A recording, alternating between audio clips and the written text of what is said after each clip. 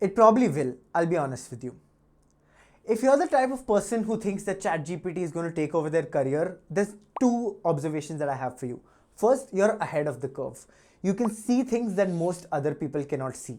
And second is that you have humility and that you don't consider yourself so much superior to AI that AI can never take your job.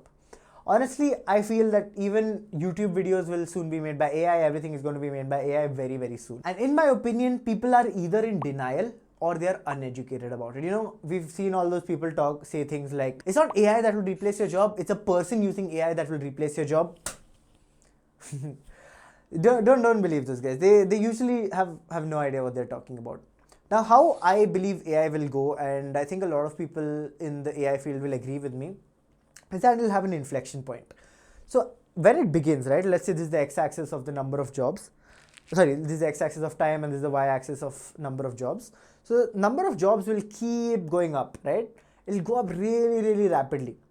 And then at some point, it'll just be a flip and we'll see that all the jobs will soon go to zero. And this is how I see AI essentially happening. I truly believe that there will be an inflection point and people will just, at some point, everything is going to be done by AI. The interesting thing about AI is, you know, when it started out, people said it might take away manual jobs, it might take away jobs that don't require any thinking. But we all saw that the first jobs that went away with AI were of graphic designers. Now, nobody would have ever predicted that graphic designers were the first people to lose their jobs. And after graphic designers, it's writers. So it's very difficult to kind of predict how AI will go. Everybody's predictions are probably wrong. Maybe I'm wrong as well. But this video is not to kind of predict what will happen to AI. This video is to tell you what I think about people who think that AI will take over their jobs. The first thing is you've realized this, right? So what you need to do is you need to be on the curve which is making a lot of money. There are people earning $300,000 salaries right now by doing prompt engineering, which is essentially talking to AIs. Now, it sounds much easier than it actually is, I'm guessing, because I'm not really sure what a prompt engineer does that any normal person can't do. But let's say they do something, right? Let's say it's an unknown that I have no idea what they're doing. There are people who are going to make a large amount of money in the AI bubble. And we've seen this in a lot of bubbles in the past, in the crypto bubble, in the internet bubble, in the social media bubble. And a lot of people are going to make a lot of money in this bubble. And if you can make retirement money in like 2 or 3 years, then it really doesn't matter if ChatGPT takes away your job. So your job is to keep your eyes open. Your job is to be open to opportunities and keep pushing yourself out of your comfort zone and sowing seeds such that at one point you get lucky, something happens and you make a large amount of money. The next thing you need to understand is that people still need to eat food. Let's say we live in a situation where all jobs are taken over by AI and nobody needs to work anymore. People still need to eat food.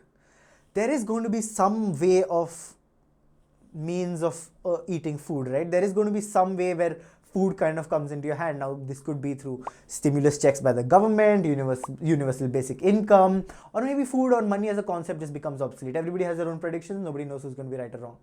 But once you understand that your daily needs or your basic needs are going to get met, it's much less stressful or much less dystopian a situation than you think it is. We already live in a society of excesses. There is more food produced each year than there are people to eat it.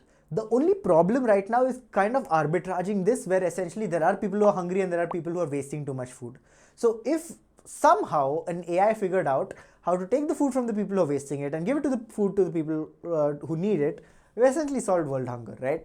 And I know this is a very simplistic view and a lot of people will come at me for this, but you get what I'm saying. You get the idea. So given the fact that we already live in a society of excesses, there are more clothes than we need, more shoes than we need, more foods that we need, what will have value? What will have value is scarcity. We're already seeing watch brands kind of becoming very popular and making a lot of money just because they're artificially creating scarcity. What is scarce is time.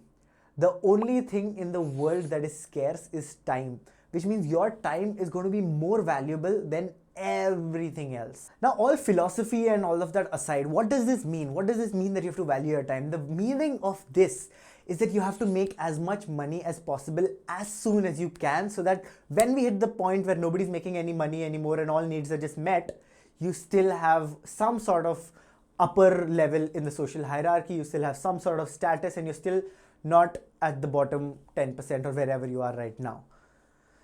And I know this is kind of scary, and this is the kind of mindset I'm bringing into this as well, where I am trying to make as much money as I can at as young an age as I can. And it's definitely, who knows, maybe in hindsight I regret it, but right now this is the mindset I'm going in with. If you like this video, please let me know. I got a bit into Austrian economic philosophy, and when I said that the only thing that is scarce is time, another thing that is truly scarce is Bitcoin, in my opinion. Of course, if we have infinite time, who knows what happens to Bitcoin, but in my opinion, Bitcoin is scarce because there can only be 21 million. So I'm not telling you to buy Bitcoin, but I'm telling you maybe consider it. I'm putting all my investments into Bitcoin, whatever gets left over at the end of the month. Thank you.